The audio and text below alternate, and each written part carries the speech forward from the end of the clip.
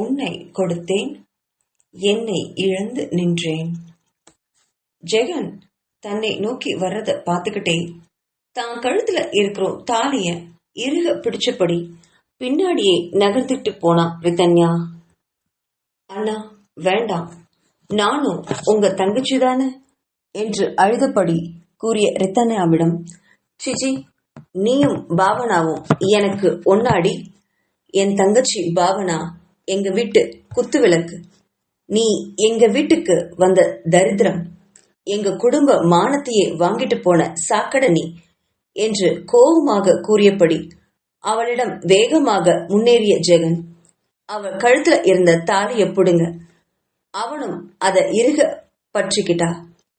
அவ கழுத்துல இருந்த தாலி செயினை இறுக பற்றி இழுத்தான் ஜெகன். அது தங்கத்தாலிங்கனால அது அவ கழுத்துல இருந்து வரவே இல்லை. மேலும் பலமா பற்றி இழுத்தான் அத. அப்போ அவ கழுத்துல கொஞ்சம் காயப்பட்டு ரத்தமும் கசிய ஆரம்பிச்சிருந்தது. அதை பார்த்த சதாசிவத்திற்கும் ரோகிணிக்கும் வயிறெல்லாம் எரிய, இப்படியா ஒரு பொண்ணோட கழுத்துல இருந்து தாலியை பிடுங்கிறது அப்படின்னு நினைச்சபடி ஒருவரை ஒருவர் பார்த்துக்கிட்டு இதுக்கு மேலையும் பொறுமையா பார்த்துட்டு இருக்க முடியாம வேகமா ரிதன்யாவை ஜெகன் கிட்ட இருந்து காப்பாத்த முயற்சி செய்ய ஓடினாங்க. அதே வினாடி வாசல்ல இருந்து ஒரு குரல், என்ன நடக்குதுங்க என்ற குரல்ல எல்லாரும் திடுக்கிட்டு திரும்பி பார்த்தாங்க. அங்க கடும் கோபத்தோட நின்னுட்டு இருந்த விக்ரமனை பார்த்த எல்லாருமே திகைச்சு போய் அப்படியே நின்னாங்க. மீண்டும் விக்ரமன் அதே கேள்விய எல்லாரையும் பார்த்து கேட்டான். இங்க என்ன நடக்குதுன்னு கேட்டேன் என்று பல்லை கடிச்சுக்கிட்டு வார்த்தைகளை துப்பினான் விக்ரமன். தன் மகனை பார்த்த சதாசிவத்திற்கும் ரோகிணிக்கும் இப்பதான் கொஞ்சம் உயிர் வந்தது. நல்ல வேலை இவன் வந்துட்டான், இனி அவனே இந்த பிரச்சனையை தீர்த்துக்குவான் அப்படின்னு அமைதியா நின்னாங்க. வாசனும் பவித்ராவும் விக்ரமனுக்கு இப்போ என்ன பதில் சொல்றதுன்னு தெரியாம நின்னுட்டு இருந்தாங்க. ஜெகனோ விக்ரமனை பார்த்த அதிர்ச்சியில ரிதன்யாவின் கழுத்துல இருந்து தாலியிலிருந்து கையை எடுக்காமையே அப்படியே நின்னான். எல்லாரையும் கோபத்தோட பார்த்த விக்ரமன் கடைசியா அவனோட பார்வை ஜெகன் கிட்ட வந்து நின்னுச்சு. அவன் கைகள் ரிதன்யாவோட தாலியை பற்றி இழுத்துட்டு இருந்தத பார்த்தவனுக்கு உடம்பெல்லாம் பத்து எரிய, முதல்ல அவ கழுத்துல இருக்கிற தாலியிலிருந்து நீ கையை எடு ஜெகன் அப்படின்னு உருமினான். அந்த குரல்ல கொஞ்சம் பயந்து போன ஜெகன் மெதுவா தாலியிலிருந்து கையை எடுத்தான். அப்புறம் விக்ரமன் ரிதன்யாவை பார்க்க அவ கண்கள்ல கண்ணீர் வடியறத பார்த்தான். மேலும் அவ கழுத்துல ரத்தம் கசிறதும் பார்த்தவனுக்கு அவ்வளோ கோவம் வந்துச்சு. என்ன திமிர் இருந்தா நான் இல்லாதப்போ இந்த மாதிரி எல்லாம் பண்ணுவாங்க அப்படின்னு நினைச்சுவேன். அப்படி செஞ்ச ஜெகனை அடிச்சு நொறுக்கணும்னு தோன்றிய எண்ணத்தை பல்ல கடிச்சிட்டு அடக்கினபடி அமைதியா நின்னான். அவனுடைய கோபம் அவனுடைய தனது கை முஷ்டிகளை இறுக்கி பிடிச்சதுல இருந்தே எல்லாருக்கும் புரிஞ்சுது. விக்ரமனுக்கு தன்னை அமைதிப்படுத்திக்க 2 நிமிஷம் முழுமையா தேவைப்பட்டுச்சு. கண்களை இறுக மூடியபடி சிலை போல் தன்னை கட்டுப்படுத்திக்கிட்டு அப்படியே நின்னான். அப்புறம் மெதுவா கண்களை திறந்தவன் தன்னோட அம்மாவையும் அப்பாவையும் பார்த்து, அம்மா குழந்தை மேதாவை வாங்கிக்கோங்க, நம்ம கிளம்பலாம், ரிதன்யாவை கூட்டிட்டு கிளம்புங்க அப்படின்னு சொன்னான். குழந்தை மேதா இப்போ பவித்ராவோட தோல்ல சாஞ்சு அமைதியா தூங்கிட்டு இருந்தது. அதை பார்த்த ரோகிணி குழந்தைய வாங்க பவித்ராவின் பக்கத்துல போனா. அதை கண்ட பவித்ரா குழந்தைய கொடுக்காம இறுக்கமா பிடிச்சபடி, என்ன மாப்பிள்ள இது, பாவனாவோட உடலை இப்பதான் புதைச்சிட்டு வந்திருக்கோம், அதுக்குண்டான சடங்குகள்லாம் இன்னும் நிறைய இருக்கு, இப்பவே கிளம்புனா எப்படி, கொஞ்ச நாள் கழிச்சு கிளம்பலாம் அப்படின்னு சொன்னான். இந்த ரிதன்யாவை வேணா இப்பவே பெங்களூருக்கு கிளம்பி போக சொல்லிடலாம், இவ இங்க எதுக்கு மாப்பிள்ள, போகட்டும் இந்த சனிய, அப்பதான் நம்ம நிம்மதியா இருக்க முடியும், நம்ம எல்லாரும் சேர்ந்து மேதா குழந்தைய நல்லா பாத்துக்கலாம் அப்படின்னு சொன்ன பவித்ராவை திரும்பி கூட பார்க்கல விக்ரமன். அம்மா நான் சொன்னது உங்களுக்கு புரியலையா, குழந்தைய வாங்கிக்கோங்க நம்ம போலாம் அப்படின்னு சொன்னான் மறுபடியும்.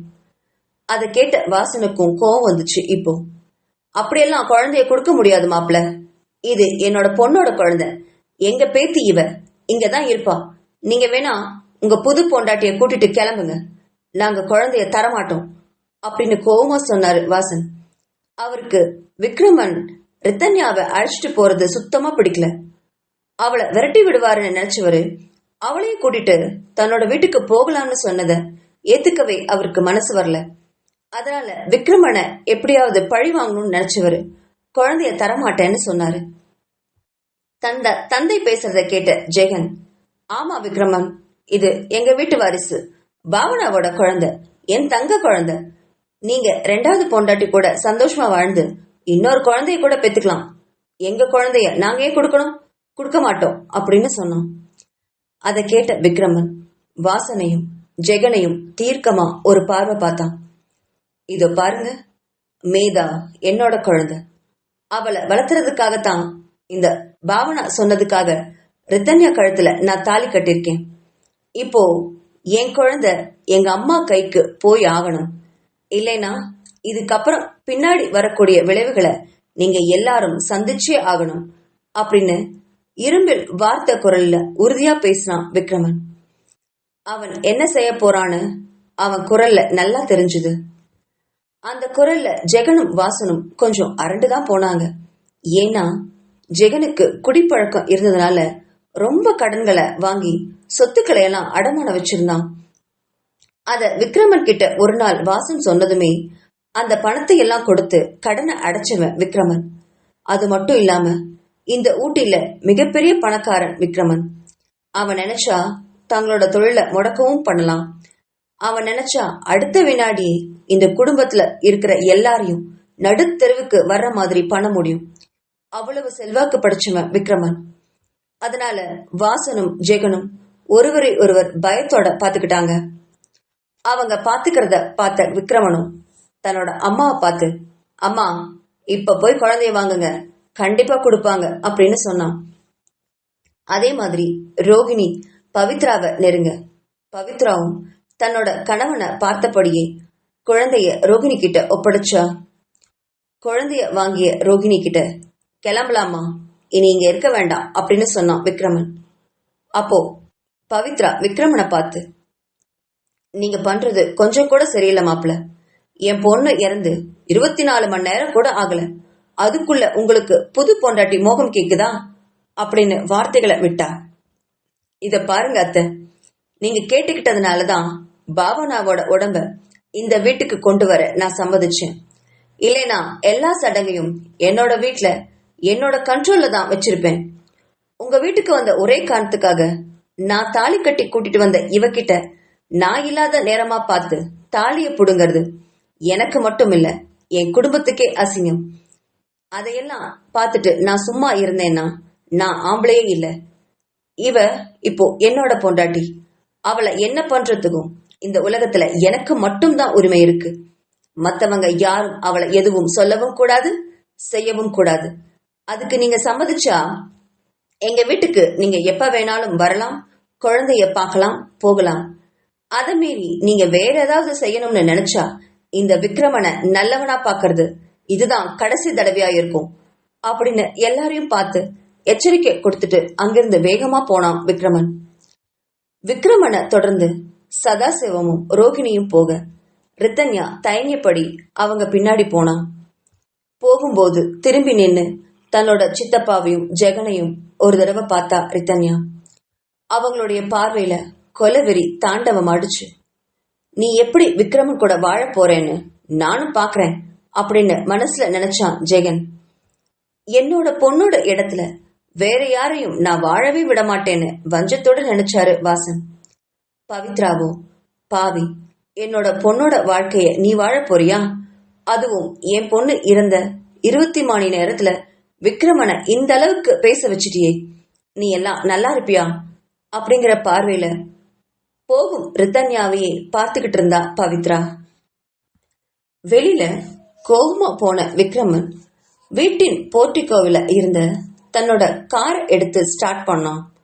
அப்போ விக்ரமன் பின்னாடியே வந்த சதாசிவமும் ரோகிணியும் காரோட பின்னிறக்கில குழந்தையோட உட்கார போக அத பார்த்த விக்ரமன், அம்மா அப்பாவை முன்னாடி வந்து உட்கார சொல்லுங்க, எனக்கு அவளை பார்க்கவோ அவ பக்கத்துல உட்காரவோ கொஞ்சம் கூட இஷ்டமே இல்ல அப்படின்னு முகத்தை இறுக்கமா வச்சுக்கிட்டு உரிமினான்.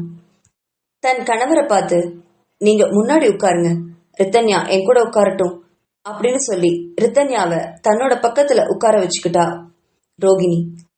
அவளுக்குமே ரித்தன்யாவை பிடிக்காதான். 3 வருஷத்துக்கு முன்னாடி தன்னோட மகனையும் தன்னோட குடும்பத்தையும் அவமானப்படுத்திட்டு போனவன் அவளை மறுபடியும் தன்னோட வீட்டிற்கு அழைச்சிட்டு போக அவளுக்கு துளி கூட இஷ்டமே இல்லதான். ஆனா இப்போ இந்த குழந்தைக்காக இவளை பொறுத்து கொள்ள வேண்டியிருக்கு அப்படின்னு நினைச்சவன் அவகிட்ட தன்னோட பார்வையை கொஞ்சம் கூட திருப்பாம குழந்தைய இறுக்கமா பிடிச்சபடி மௌனமா உட்கார்ந்து இருந்தா ரோகிணி. சதாசிவத்திற்கும் பேசுறதுக்கு ஒண்ணுமே இல்லாதனால நேரா ரோட்டை பார்த்து உட்கார்ந்து இருந்தாரு. விக்ரமன் இறுகிய முகத்தோட வண்டிய வேகமா ஓட்டிட்டு போனான். ரித்தன்யாவுக்கு தான் மனசெல்லாம் ரொம்ப வேதனையில புழுங்குச்சு. கோபம் தலைக்கு மேல ஏறுச்சு. இத்தனை வெறுப்பவர்கள் மத்தியில இனி நம்மளுடைய வாழ்வு எப்படி இருக்கும் அப்படின்னு மனசெல்லாம் கசங்க நினைச்சா. அப்படியாவது இந்த வாழ்க்கையை நம்ம வாழ்ந்துதான் ஆகணுமான்னு நினைச்சா. கொஞ்ச நேரத்துக்கு முன்னாடி நடந்த சம்பவங்கள் அவளை நிலைக்குலைய வச்சிருந்தது. ஜெகன் அண்ணா தான் மேல எப்பவுமே பாசமாதான் இருப்பாரு. ஆனா அவரே இன்னைக்கு எப்படி நடந்துகிட்டாரு? இன்னைக்கு தன்னோட கழுத்துல இருந்த தாலிய பிடுங்க வருவாருன்னு ரித்தன்யா நினைச்சு கூட பார்க்கல. அவ்வளவு கொடுமையானவர்களா மாறிவிட்டார்களா என்ன? ஒரு பொண்ணோட கழுத்துல இருக்கிற தாலிய புடுங்குற அளவுக்கு மிருகத்தனம் கொண்டவர்களா இருப்பாங்க. அவர்களை பற்றியே யோசிச்சுட்டு வந்தா ரித்தன்யா. விக்ரமனோட வீடு வந்தத அவ கவனிக்கவே இல்லை. சதாசிவமும் ரோகிணியும் காரை விட்டு இறங்கி போக ரித்தன்யா ஏதோ ஒரு நினைவுல அப்படியே உட்காண்டிருந்தா. அத பார்த்த விக்ரமன், ஏன் மகாராணிக்கு ஆரத்தி எடுத்து உள்ள அழைக்கணுமா? பாவனாவ 1/2 மணி நேரத்துல மயக்கி என்கிட்ட தாலியை வாங்கிட்டல்ல நீ. கழிச்சிட கழுத்துல எல்லாம் என் குழந்தைக்காக தாலி கட்ட வேண்டியிருக்கு. எல்லாம் என் தலையெழுத்து அப்படின்னு கேவலமா பேசினவன் எந்திரிச்சு உள்ள போடி கழிசட என்றான் விக்ரமன். அந்த கழிசடை வார்த்தையில் ஆத்திரத்துடன் திரும்பினவன், இவன் இப்போ என்ன சொன்னா அப்படின்னு நினைவு கூர்ந்த ரித்தன்யா முகமெல்லாம் சிவக்க இத்தனை நேரம் இருந்த பொறுமையெல்லாம் பறந்து போக விக்ரமனை நேரா கோவமா பார்த்தா ரித்தன்யா. நானா உங்களை இங்க கூட்டிட்டு வர சொன்னேன்? நான் பாட்டுக்கு சிவனேன்னு என் வேலையை பார்த்துட்டு இருந்தேன். என்ன இங்க கூட்டிட்டு வந்து இந்த அளவுக்கு அவமானப்படுத்துறீங்க? உங்களுக்கே இது அசிங்கமா தெரியலையா? அப்படி ஏன் என்ன வச்சிட்டு இருக்கணும்? நான் போயிடுறேன். என்ன ரயில்வே ஸ்டேஷன்ல இறக்கி விடுங்க, இல்ல என்ன இப்படியே போக விட்டுருங்க. நான் ஊருக்கே போறேன். உங்களுக்கு புண்ணியமா போகும். நீங்களாச்சு உங்க குழந்தையாச்சு அப்படின்னு சொன்னவ காரை விட்டு இறங்கி போக முயற்சி பண்ணான். எவ்வளவு நேரம் தான் அவ்வளவு பொறுமையா இருப்பா? குழந்தைக்காகன்னு பல்ல கடிச்சிட்டு பொறுத்துட்டு இருந்தா. விக்ரமனை கல்யாணம் பண்ணிக்கிற எண்ணம் இருந்திருந்தா அன்னைக்கே பண்ணிருப்பாளே. அதை யாருமே புரிஞ்சுக்காம இவனுக்காக பாவனாவ அந்த 1/2 மணி நேரத்துல மயக்கி விக்ரமனை கல்யாணம் பண்ணிக்கிட்டதா சொன்னது எவ்வளவு பெரிய முட்டாள்தனம். நான் பாட்டுக்கு சிவனேன்னு என் வேலையை பார்த்துட்டு இருந்தேன். அப்படி அமைதியா இருந்தவளை இழுத்து வந்து என்னெல்லாம் பேசுறாங்க, என்னவெல்லாம் பண்றாங்க அப்படின்னு கார்ல வரும்போதே கொந்தளிச்சுட்டு தான் வந்தா ரித்தன்யா. இப்போ விக்ரமன் அவளை கேவலம் பேசினதுல உடைஞ்சு போய் திருப்பி பேச ஆரம்பிச்சு அவ காரை விட்டு இறங்கி வேகமா வீட்டை விட்டு வெளியில போக ஆரம்பிச்சா. அத பார்த்த விக்ரமன், ஏய் ஏய் என்னடி, எங்க போற, நில்லடி அப்படின்னு சொல்லி அவ விக்ரமன் பேச்சை கேட்காம விடுவிடுன்னு வெளியில போறத பார்த்தவனுக்கு கோபம் வர கார் கதவை திறந்துகிட்டு அவளை வேகமா போய் எட்டி பிடிச்சான். அவளுடைய கைகளை இறுக்கமா பிடிச்சு அவன் கிட்ட இழுத்தான். விக்ரமன் அவளை இழுத்ததுல அவனோட மேலேயே விழப்போன ரித்தன்யா தன்னை சமாளிச்சுட்டு அவனுடைய மார்புல கைய வச்சு அவனை பிடிச்சு தள்ளி விட்டா. ஆனா விக்ரமன் ரித்தன்யாவை விடாம கைகளை இறுக்கமா பிடிச்சபடி தரத்தரன்னு காரோட பின்பக்க இருக்கையில கொண்டு வந்து அவளை போட்டான். மேலும் அவனும் அவளுக்கு பக்கத்திலேயே பின் சீட்ல உட்கார்ந்தவன் கார் கதவை அழுத்தி சாத்தி லாக் பண்ணான். அவளை கோவமா திரும்பி பார்த்தான் விக்ரமன். அவன் பிடிச்ச இடமெல்லாம் எரிய கைகளை தேய்ச்சி விட்டபடி அவளும் சண்டைக்கோழியா விக்ரமனை பார்த்தா. ஏய், சாகும்போது பாவனா கேட்டுக்கிட்டதுனாலதான் உன் கழுத்துல இந்த தாலியவே கட்டினேன். 3 வருஷத்துக்கு முன்னாடி நீ என்னை விட்டு ஓடி போனப்போ நான் உன் கழுத்துல இந்த தாலி கட்டியிருக்கவே இல்லை. எனக்கு உன் மேல அப்போ எந்த உரிமையுமே இல்லை. அதனாலதான் இந்த 3 வருஷமும் நீ எங்க இருக்கேன்னு தெரிஞ்சும் உன்னை தேடி வராம பல்ல கடிச்சிட்டு இருந்தேன். அப்போ தாலி கட்ட இந்த மாதிரி கட்டியிருந்தேனா நீ என்னை விட்டு ஓடி போனப்பவே உன்னை என் படுக்கையில கதறடிச்சிருப்பேன் அப்படின்னு கண்கள் சிவக்க உருமினான். ஆனா இப்போ அப்படி இல்ல. நான் கட்டின தாலி உன் கழுத்துல இருக்கு. அது மட்டும் இல்லாம என் குழந்தைய நல்லபடியா வளர்த்தி கொடுக்கறேன்னு பாவனாக்கு சத்தியம் பண்ணி கொடுத்திருக்கேன். அதை மீறி நீ இந்த வீட்டை விட்டு வெளியில போகணும்னு நீ நினைச்சா இந்த உலகத்துல நீ எந்த மூளைக்கு போனாலும் இந்த விக்ரமன் உன்னை சும்மா விட மாட்டான். உன்னை போன்ற கழுசடைய தொடவே கூடாதுன்னு நினைக்கிறேன். அதை மீற வச்சிடாத. அப்படி நான் உன்னை தொட்டா நீ அரை உயராதான் நடமாட முடியும். அதை மட்டும் மனசுல வச்சுக்கோ. என்ன புரிஞ்சுதாடி உனக்கு அப்படின்னு சிங்கத்தோட குரல்ல கர்ஜித்தான் விக்ரமன். அந்த குரலிலும் வார்த்தையிலும் ரொம்பவுமே அதிர்ந்து போன ரித்தன்யா அமைதியா விக்ரமனை பார்த்தா. எந்திரிச்சு உள்ளவாடி, சும்மா இங்க உட்கார்ந்து வாய் பேசிட்டு இருக்காது, அப்புறம் நான் என்ன பண்ணுவேன்னு எனக்கே தெரியாது அப்படின்னு சொன்னவன் கார் கதவை திறந்துகிட்டு வெளியில போனான். அதன் பிறகு விக்ரமன் கிட்ட வாதாட அவளுக்கும் தைரியம் இல்ல. மெதுவா கதவை திறந்துகிட்டு அந்த வீட்டை நோக்கி உள்ள நடந்தா. கிட்டத்தட்ட 3 வருஷம் ஆச்சு அந்த வீட்டுக்குள்ள அவ வந்து.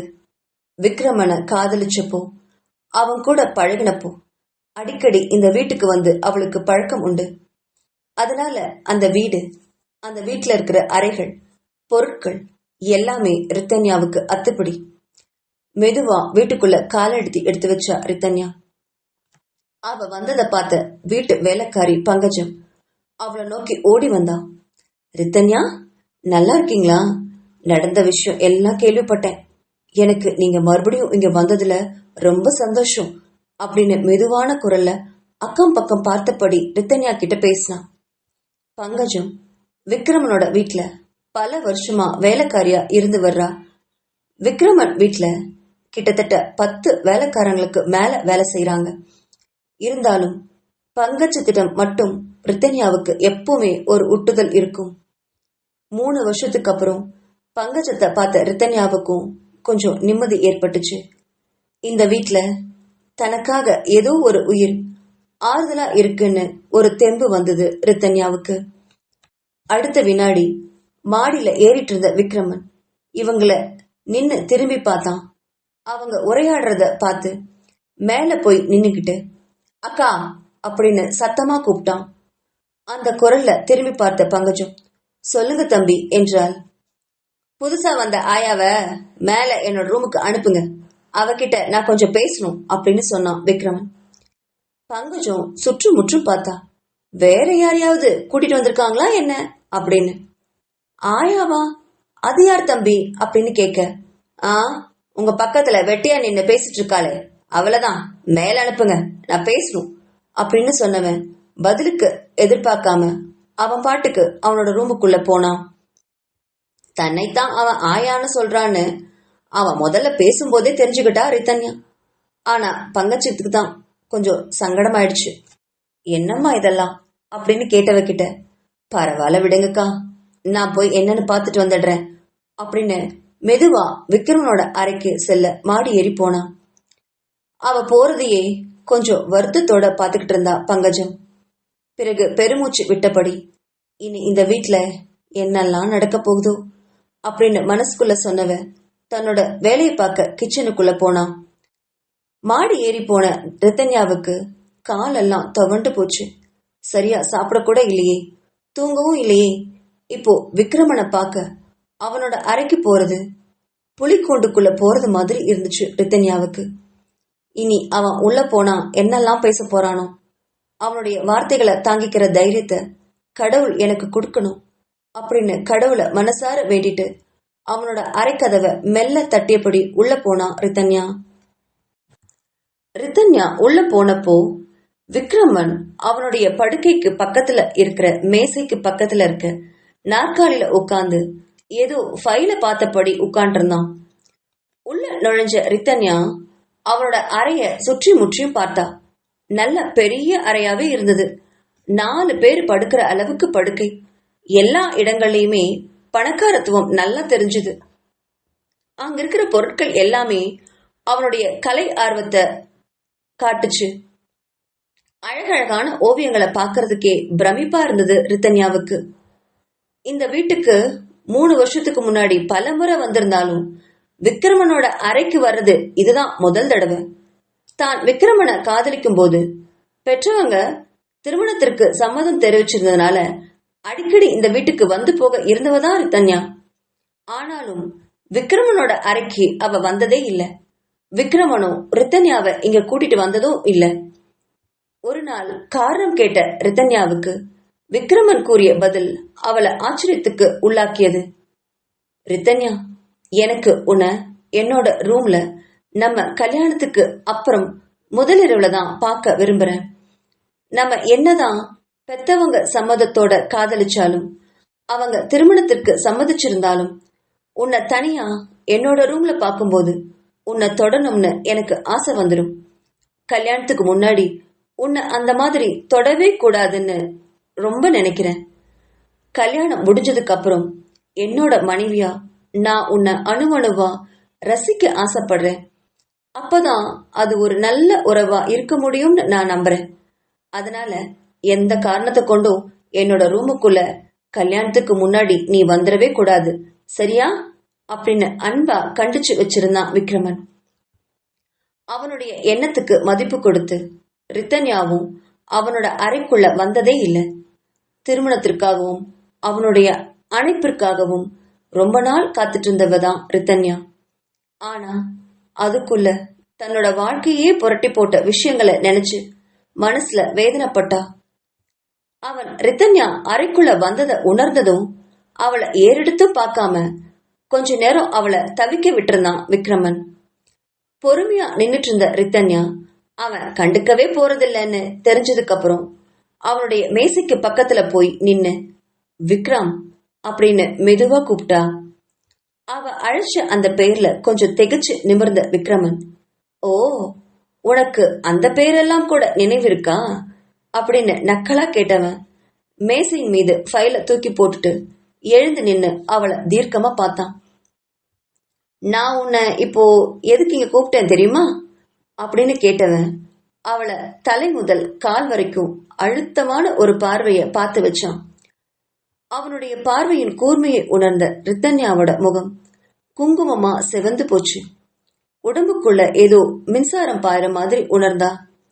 இத்தனை வருஷம் கழிச்சும் அவனுடைய பார்வைக்கு தான் எவ்வளவு சக்தி அப்படின்னு நினைச்சவ உதட்ட கடிச்சபடி மௌனமா தலை குனிஞ்சா. அவளுடைய இதழ்கள்ல அவள் பட்ட அந்த தடயம் அவளுடைய முக சிவப்பையும் கண்ட விக்ரமனுக்கு பழைய நினைவுகள் வந்து அவனை சித்திரவதை பண்ணுச்சு. அவளை அணைக்க அவனுடைய கைகள் எல்லாம் துடிச்சுது. ஆனாலும் அத பல்ல கடிச்சுக்கிட்டு சமாளிச்சவன் அவளை அணைக்கணும் அப்படிங்கிற எண்ணத்தையும் தன்னோட மனசுக்குள்ள போட்டு புதைச்சுக்கிட்டான். அவளை கோபமா பார்த்தவன் இப்படி என்னை பார்த்து வெக்கப்பட்டு முகம் சிவந்து என்னை மயக்கி ஏமாத்தினதெல்லாம் இன்னும் நடக்கும்னா நீ நினைக்கிற அப்படின்னு கடுமையா கேட்டான் விக்ரமன். அந்த கேள்வியில திடுக்கிட்டு போன ரித்தன்யா தன்னோட முகசிவப்பு வடிய தரையில கால்களை அழுந்த பதித்தபடி அமைதியா நின்னா. யாரோ சொல்லி கேள்விப்பட்டிருக்கா, முகமெல்லாம் செவந்து போச்சுன்னா தரையோட அழுத்தி நிக்கிறதுனால அந்த முகசிவப்பு குறையும்னு. அதனால தன்னை தரையோட புதைச்சுக்கிட்டா ரித்தன்யா. முகசிவப்பு கொஞ்சம் வடிய ஆரம்பிச்சது. மறுபடியும் விக்ரமனை நிமிர்ந்து பார்த்தா. அத பார்த்த விக்ரமன், அடேங்கப்பா, என்னமா நடிக்கிறடி நீ? என்ன பார்த்தா முகசிவக்கிறதும் அதுக்கப்புறம் தானா முகசிவப்பு மறையறதும், அப்பப்பா என்ன மாயாஜாலம் பண்றடி நீ? இப்படி பண்ணி பண்ணிதானடி கண்டவனையும் மயக்கி கல்யாண மண்டபத்துல இருந்து அன்னைக்கு ஓடி போன அப்படின்னு வார்த்தைகளை கொட்டினான். எவ்வளவோ பொறுமையா இருந்து பார்த்தா ரித்தன்யா. ஆனா அவளுடைய பொறுமைக்கும் ஒரு எல்லை இருக்கு இல்லையா? விக்ரம் அப்படின்னு ஆத்திரத்தோட கூப்பிட்டவள, ஓ, உனக்கு கோபம் வர வருதா? தப்பு செஞ்சவங்க எல்லாம் கோவப்பட்டா இந்த பூமி தாங்காதுமா அப்படின்னு நக்கலா சிரிச்சான். போதும் விக்ரம், இப்போ என்னை எதுக்கு இங்க கூப்பிட்டீங்க? இப்படி வார்த்தைகளால என்ன கடிச்சு குதிரவா? இப்படி எவ்வளவு நாள் தான் என்ன இந்த மாதிரி வார்த்தைகளால சித்திரவதை பண்ண போறீங்க? இப்போ என்ன, உங்க குழந்தை மேதாவை நான் நல்லா பாத்துக்கணும். அதுக்காக தானே இந்த தாலியை என் கழுத்துல கட்டியிருக்கீங்க. பாத்துக்கிறேன், அவ்வளவுதானே. இதான விஷயம்? இனி நான் குழந்தைய பார்த்துப்பேன், போதுமா? குழந்தைய தவிர இனி என்கிட்ட எதையுமே பேசாதீங்க அப்படின்னு சொல்லிட்டு திரும்பினவள கைய பிடிச்சு வெடுக்குன்னு இழுத்தான். அந்த கைய தட்டிவிட பார்த்தா ரித்தன்யா. ஆனா விடாம அத அழுத்தமா பிடிச்சபடி, இங்க பாருடி, நானா சொல்ற வரைக்கும் இந்த அறை விட்டு நீ வெளியில போகவே முடியாது அப்படின்னு சொன்னவன், ஆமாடி, குழந்தைக்காக தான் உன் கழுத்துல நான் தாலி கட்டி வேண்டியதா போச்சு. இன்னையில இருந்து என்னோட குழந்தை உன்கிட்ட தான் வளர போகுது. குழந்தைய ஒரு அம்மாவா இருந்து வளர்த்த வேண்டியது இனி உன்னோட கடமை, உன்னோட பொறுப்பு. அதுல இருந்து நீ ஒரு இம்மி கூட நீ மாறவே கூடாது. என் குழந்தைக்கு ஏதாவது பிரச்சனையாச்சுன்னா உன்னை நான் சும்மா விட மாட்டேன். குழந்தைக்கு 2 வயசு தான் ஆகுது. அது சாப்பிட்ற பொருள்ல இருந்து விளையாடுற பொருள் வரைக்கும் எல்லாத்தையும் நீதான் பார்த்து பார்த்து செய்யணும். இன்னொரு அம்மாவா இருக்கணும்னு பாவனா சொன்னா. ஆனா நான் அம்மாவுக்கு மேல நீ அவளை பார்த்துக்கணும்னு நான் சொல்றேன். அதுல இருந்து நீ கொஞ்சம் தவறினாலும் இந்த விக்ரமனை நீ மிருகமாத்தான் பார்க்க வேண்டி வரும். குழந்தைய சாக்கா வச்சு என்கிட்ட மறுபடியும் ஒட்டிக்கணும்னு நினைக்காத. அது நான் செத்தாலும் நடக்காது. அதே மாதிரி இந்த அறைக்குள்ள நான் கூப்பிட்டால் ஒழிய நீ வரவே கூடாது. நான் சொல்ற வரைக்கும் நீ போகவும் கூடாது. உனக்குன்னு ஒரு அறைய என்னோட ரூமுக்கு பக்கத்திலேயே அரேஞ்ச் பண்ணி தர சொல்றேன். குழந்தையோட நீ அந்த ரூம்ல தங்கிக்கலாம். எனக்கு குழந்தைய எப்ப பார்க்கணும்னு தோணுதோ அப்போ எல்லாம் நான் வருவேன். அது என்னோட உரிமை. அதனால அந்த ரூமை நீ லாக் பண்ணக்கூடாது. உனக்கு எல்லா வசதியும் இங்க கிடைக்கும். உனக்கு இங்க குழந்தைய பாத்துக்கிறது தவிர ஒரு வேலையும் கிடையாது. அந்த வேலையில ஏதாவது குறை சொல்ற மாதிரி ஆச்சுன்னா நான் உன்னை அதுக்கப்புறம் சும்மாவே விட மாட்டேன். அதை மட்டும் எப்பவும் நினைவுல வச்சுக்கோ. இப்ப நீ போலாம் அப்படின்னு கடுமையா சொன்னபடி அவனுடைய கைகளை உதர்னவன் மறுபடியும் அவனுடைய நாற்காலியில உட்கார்ந்து ஃபைல பார்க்க ஆரம்பிச்சான். மனசுக்குள்ள அவனை திட்டினபடி வேற வழியே இல்லாம அந்த அறையை விட்டு வெளில வந்தா ரித்தன்யா. வெளில வந்த பிறகுதான் அவளுக்கு மூச்சே வந்துச்சு. அந்த அளவுக்கு அவளை பயமுறுத்தி வச்சிருந்தான் விக்ரமன். பாவனாவோட வீட்டுல வாசனும் ஜெகனும் அவங்களுடைய அலுவலக அறையில பேசிட்டு இருந்தாங்க. முட்டாள், இப்படி குழந்தைய விக்ரமன் கிட்ட எழுந்துட்டு நிக்கவா நம்ம இவ்வளவு கஷ்டப்பட்டோம்? நான் என்ன சொன்னேன், நீ என்ன செஞ்சு வச்சிருக்க? உனக்கு கொஞ்சம் கூட அறிவே இல்லையாடா? நான் என்ன சொன்னாலும் அதுக்கு ஆப்போசிட்டா செய்யறதே உனக்கு வேலையா போச்சு. இப்போ மேதாவ விக்ரமன் கிட்ட எழுந்துட்டு நம்ம நிக்கிறோமே, இந்த ரித்தன்யா வேற இப்படி இடையில திரும்ப வந்து விக்ரமனை அவ கல்யாணம் பண்ணிப்பான்னு நான் கனவுல கூட நினைக்கல. மேதாவையும் இழந்துட்டு பாவனாவையும் இழந்துட்டு இப்படி நம்ம நிக்கிறோமே, எல்லாம் உன்னாலதான்டா அப்படின்னு எரிஞ்சு விழுந்தாரு வாசன் ஜெகனை பார்த்து. நான் என்னப்பா பண்ணுவேன், நீங்க சொன்ன மாதிரிதான் நான் எல்லா வேலையும் செஞ்சேன் அப்படின்னு சொன்னவன் கிட்ட, கிழிச்சடா நீ. நான் என்னடா சொன்னேன்? நீ இப்படி எல்லாத்தையும் குளறுபடி ஆக்கிட்டு வந்து நிக்கிறியே. இப்போ மேதா நம்ம கைய விட்டு போயிட்டா. அவ தானடா நமக்கு அஸ்திவாரமே. அவளை இப்படி இழந்துட்டு வந்து நிக்கிறோமே அப்படின்னு சொன்னவர்கிட்ட, அப்பா, அந்த ரித்தன்யா உயிரோட இருக்கிற வரைக்கும் தான் மேதாவை அவ பாத்துக்க முடியும். மேதா நமக்கு கிடைக்க அவதான் இடைஞ்சலாம், நம்ம ரித்தன்யாவை கொன்னுடலாம் அப்படின்னு சொன்னான். முட்டாள் முட்டாள், இப்போ நம்ம என்ன செஞ்சாலும் நம்ம தாண்டா மாட்டிப்போம் அப்படின்னு சொன்னவரு கொஞ்ச நேரம் யோசிச்சாரு. இப்போதைக்கு இத அப்படியே ஆறப்போடு. ரித்தன்யா இப்போதைக்கு குழந்தைய பாத்துக்கிட்டோம், அப்புறமா கொஞ்ச நாள் போகட்டும், நம்ம என்ன செய்யலான்னு யோசிக்கலாம் அப்படின்னு சொன்னாரு வாசன். வாசன் சொன்னதை கேட்ட ஜெகன், இப்படியே விட்டுட்டா இருந்தா ரித்தன்யா விக்ரம் கூட சேர்ந்து வாழ ஆரம்பிச்சிடுவாப்பா. அப்புறம் எல்லாமே அவ்வளவுதான். இதை எப்படியாவது நம்ம தடுத்து நிறுத்தணும். நான் ஏதாவது பண்றேன் அப்படின்னு சொன்னான் ஜெகன். போதும்டா, நீ பண்ண வரைக்கும் போதும். நீ என்ன கேட்காம இனி எதுவுமே செய்யக்கூடாது அப்படின்னு கண்டிச்சு பேசினவரு, என்ன கேட்காம நீ ஏதாவது விக்ரமனோட விஷயத்துல ஏதாவது பண்ண, உன்னை பையன் கூட பார்க்க மாட்டேன், கொன்னுடுவேன் அப்படின்னு சொல்லி மிரட்டினாரு வாசன். அதை கேட்ட ஜெகன், எல்லாத்துக்கும் நான் தான் காரணம்னு சொல்றதே உங்களுக்கு வேலையா போச்சு. நான் ஏதாவது யோசிச்சு பண்ணா கூட அதுல தப்பு கண்டுபிடிக்கிற ஆள் நீங்க. என்னவோ பண்ணுங்க போங்க அப்படின்னு கோவமா பேசிய ஜெகன் அதுக்கப்புறம் அந்த அறையில இல்லாம விடுவிடுன்னு வெளியில போயிட்டான்.